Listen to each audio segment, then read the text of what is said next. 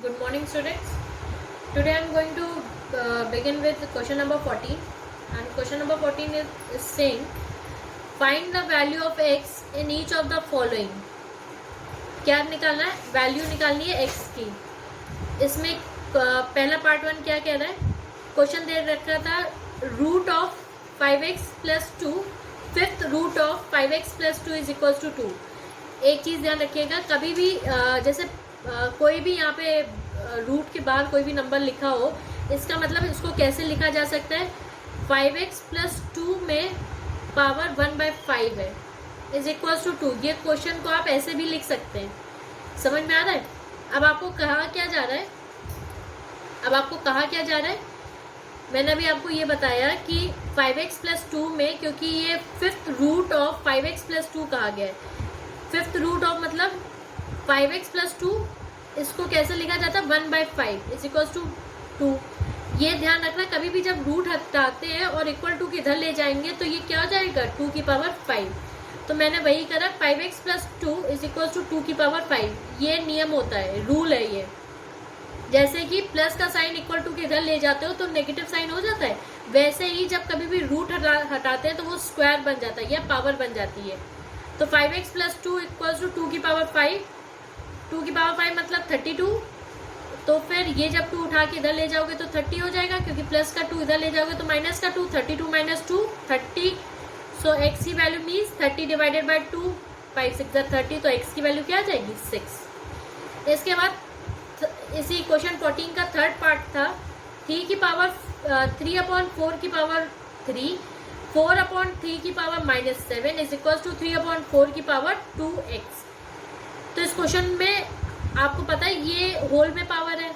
ये पावर कैसी? नेगेटिव. जहां देखो पावर नेगेटिव है, इसका मतलब ये डिनोमिनेटर में जाना है. आप भाई डिनोमिनेटर में ये फ्रैक्शन वाले नंबर को तो ले नहीं जा सकते, तो क्या करोगे? रेसिप्रोकल कर दोगे. रेसिप्रोकल मतलब 3 को ऊपर ले जाओगे, 4 को नीचे ले आओगे, तो ये पावर क्या हो जाएगी? पॉजिटिव हो जाएगी. तो मैंने वही करा, देख सकते हैं. मैं 3 ऊपर ले गई और 4 नीचे ले आई और पावर क्या कर दी? पॉजिटिव. फिर 3/4 एज इट इज 2 की पावर x, क्योंकि सारी पावर पॉजिटिव थी, केवल एक इसको छोड़ के, और इसको पॉजिटिव करने के लिए मैंने रेसिप्रोकल कर दिया. फिर आपने देखा 3/4 बेस सेम पावर डिफरेंट. जब बेस सेम होता, पावर डिफरेंट होती तो क्या हो जाती? Base same power add up. तो 3 + 7 करोगे तो क्या आ जाएगा? 10. तो मैंने 10 कर दिया. और 3/4 2x. तो आप देख सकते हो यहाँ पे भी 3/4 था, यहाँ पे भी 3/4 था. इक्वल टू के लेफ्ट हैंड साइड भी 3/4 था, इक्वल टू के राइट हैंड साइड भी 3/4 था. तो मैंने क्या, इसका मतलब 10 = 2x. तो क्या कर दिया? 10 = 2x. और ये 2 नीचे ले आए तो x की वैल्यू क्या आ गई? 5. समझ में आ गया? इसके बाद फिफ्थ पार्ट इसी क्वेश्चन का 3 की पावर 3x, 3 की पावर 2x अपॉन 3 की power x equals to fourth root of 3 की पावर 20. पहली बात तो ये देखो, ऊपर बेस सेम था, पावर अलग अलग थी, तो बेस सेम पावर एडअप.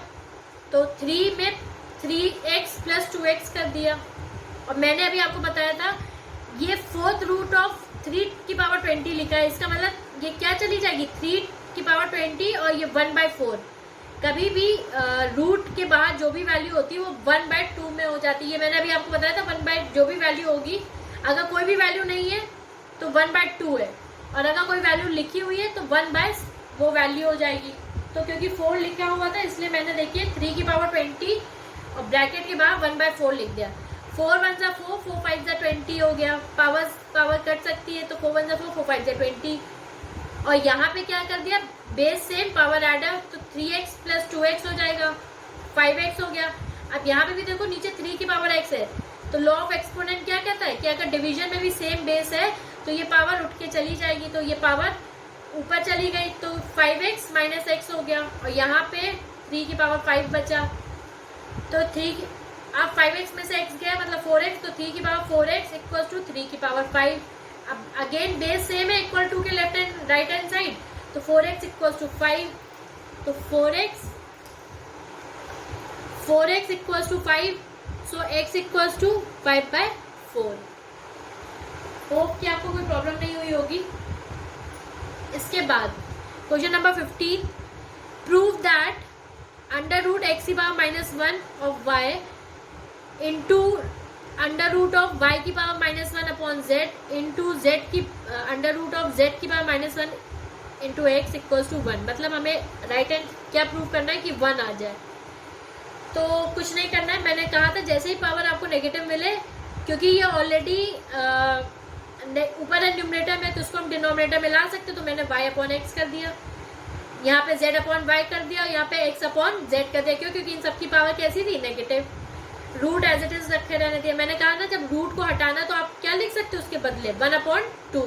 तो मैंने सबके बाहर देखिए 1/2 कर दिया।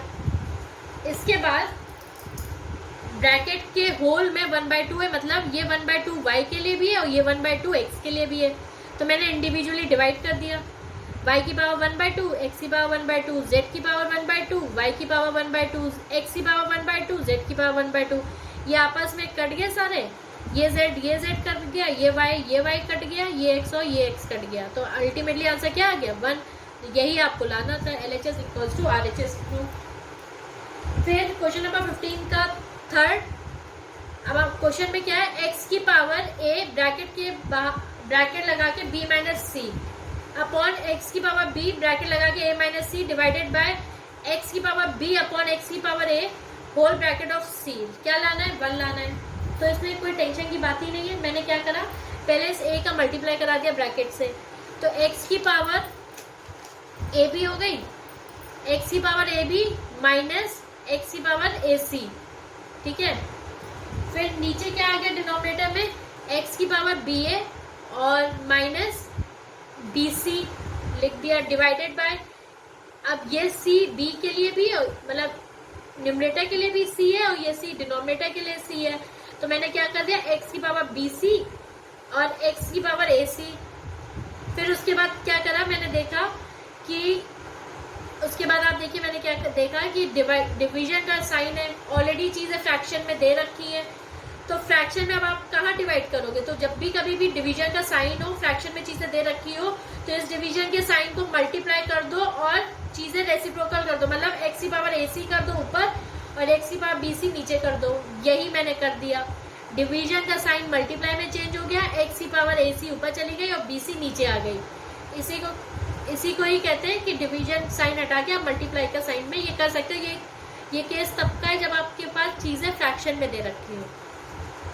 x की power A B dot X की power A C minus of A C, ये मतलब ये तो भाई पूरा है ना, तो ये x की पावर ए बी के लिए भी है, मतलब ये जो ए बी है वो x के लिए भी है और ए सी भी x के लिए। तो मैंने क्या करा, x की पावर ए बी लिख दिया, डॉट लगाया और x की पावर माइनस ए सी लिख दिया।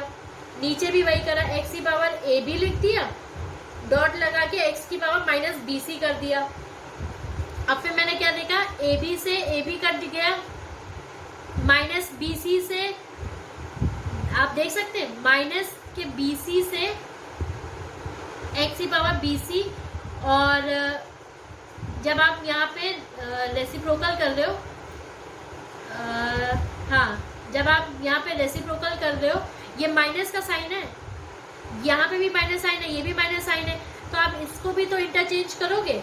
मैंने आपसे बताया था ना, जब भी पावर नेगेटिव में होगी तो ये ऊपर चली जाएगी पावर, तो ये पॉजिटिव हो जाएगी, तो x की पावर बी सी ऊपर आ गई और x की पावर ए सी नीचे ले आए, और तब ये आपका कट जाएगा। x की पावर ए बी से x की पावर ए बी कट गई, x की पावर बी सी से x की पावर बी सी कट गई, x की पावर ए सी से x की पावर ए सी कट गई, तो आपको 1 = 1 मिल जाएगा। LHS = RHS।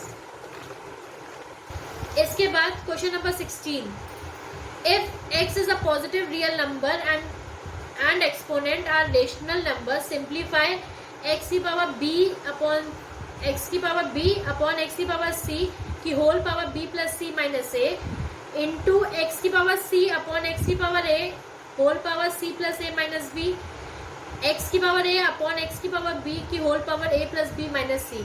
अब आपको कुछ नहीं करना है, आपने देखा बेस सेम है न्यूमरेटर डिनोमिनेटर का, तो ये पावर उठा के ऊपर ले गए, तो x की पावर b माइनस सी हो जाएगा। मैंने लिख दिया, ऑलरेडी ये पावर थी तो मैंने इसको एक ब्रैकेट में कर दिया। यहाँ पे भी c माइनस ए हो जाएगा, ये a जब उठ के ऊपर जाएगा मैंने उसको कर दिया, फिर एक ब्रैकेट में c प्लस ए माइनस बी कर दिया। सिमिलरली x की पावर a माइनस बी, ये जब b ऊपर उठ के जाएगा, और यहाँ पे a प्लस बी माइनस सी आ जाएगा। फिर आपने कुछ नहीं करा है, अब आपको इससे मल्टीप्लाई कराना है। b का मल्टीप्लाई जब b से कराओगे तो b स्क्वायर, b का मल्टीप्लाई, फिर उसके बाद b का साइन क्या है यहाँ पे पॉजिटिव, तो पॉजिटिव इंटू पॉजिटिव पॉजिटिव, जब b का मल्टीप्लाई c से कराओगे तो bc हो जाएगा। फिर पॉजिटिव इंटू नेगेटिव नेगेटिव, फिर b का मल्टीप्लाई जब a से कराओगे तो ab हो जाएगा। सिमिलरली माइनस का मल्टीप्लाई जब यहाँ के प्लस से कराओगे तो minus into plus minus, c का मल्टीप्लाई b से कराओगे तो cb, माइनस का मल्टीप्लाई प्लस से कराओगे तो minus c into C, C square, minus into minus plus, c का मल्टीप्लाई a से कराओगे तो ac आ जाएगा। सिमिलरली आप सारे मल्टीप्लाई कराओगे और उसके बाद आप देखोगे यहाँ पे प्लस का b स्क्वायर है, अब यहाँ पे कैसे मल्टीप्लाई कराओगे, सेम वे में c का स्क्वायर प्लस का ac plus plus minus minus cb या bc लिख दीजिए, फिर minus into plus minus a into C ac, minus into plus minus, फिर उसके बाद a स्क्वायर, फिर minus into minus plus A B, multiply हो गया। फिर उसके बाद लास्ट में भी आप ऐसे ही कर लोगे। फिर आप देखोगे ये प्लस का बी स्क्वायर माइनस के बी स्क्वायर से कट जाएगा, देखिए ये प्लस का बी सी माइनस के बी सी से कट जाएगा। मैंने माइनस का बी सी ढूंढा और मुझे माइनस का बी सी ये मिल गया। माइनस का ए बी प्लस के ए बी से कट जाएगा, मैंने काट दिया। ऐसे ही आप सारे नंबर काट देंगे और आपको अल्टीमेटली क्या मिल जाएगा, 1। क्वेश्चन नंबर 18 कह रहा था write the following in ascending order of their magnitude, sixth root of root 6, third root of 7 and fourth root of 8। तो इसमें करना क्या है, मैंने क्या करा, सबसे पहले तो मैंने आपको बताया था इसको कैसे लिख सकते बिना रूट के, 6 की पावर 1/6, 7 की पावर 1/3, 8 की पावर 1/4। फिर मैंने देखा सारी पावर्स डिफरेंट है, तो मैंने सारी पावर्स के डिनोमिनेटर का मैंने एलसीएम ले लिया। जब एलसीएम लिया तो एलसीएम आया 12। फिर मैंने 1/6 को 12 करना है तो 6 का टेबल पढ़ेंगे तो 2 टाइम्स आएगा, तो न्यूमरेटर और डिनोमिनेटर में 2 का मल्टीप्लाई करा दिया, तो पावर क्या हो गया 2/12। 3 के टेबल में 12 कब आता है 4 टाइम, तो नीचे भी 12 का 4 से मल्टीप्लाई करा दिया, ऊपर भी 4 से मल्टीप्लाई करा दिया, तो 4 1 4, 4 3 12। 4 के टेबल में 12 कब आता है 3 टाइम्स, तो ऊपर नीचे 3 से मल्टीप्लाई करा दिया, तो ऊपर आ गई पावर 3 और नीचे आ गए 12। पर अब क्या करा मैंने, ये 2 6 के मतलब अल्टीमेटली अब क्या लिखा मैंने, 6 की पावर 2 की होल पावर 1/12 भी तो लिख सकते हैं। अगर ये 2 को 6 के ऊपर बैठा दो तो 1/12 भी तो लिख सकते हैं। सिमिलरली 7 की पावर 4 की होल पावर 1/12, 8 की पावर 3 की होल पावर 1/12, तो 6 का स्क्वायर होता है 36 की होल पावर 1/12, 7 की पावर 4 मतलब 2401 की होल पावर 1/12, 8 की पावर 3 मतलब 512 की होल पावर 1/12। ये मैंने 1/12 के ही फॉर्म में क्यों लाए, जिससे चीज़ें कंपेयर इक्वल वे में हम कर सकें। अगर अब आप देखो 2 की पावर 12, 4 की पावर 12, 3 की पावर 12, क्या कंपेयर कर सकते हो, नहीं। मैंने इन 2, 4 और 3 को नंबर्स के ऊपर कर दिया और बाहर क्या कर दिया 1/12 कर दिया।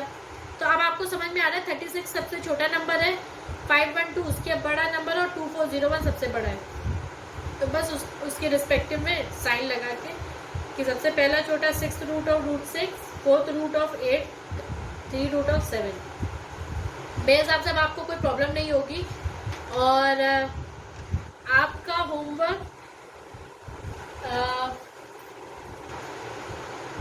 होमवर्क यही है कि do the remaining questions from question number 14 to question number 18, and if you have any doubt then you are free to call. Thank you for today class.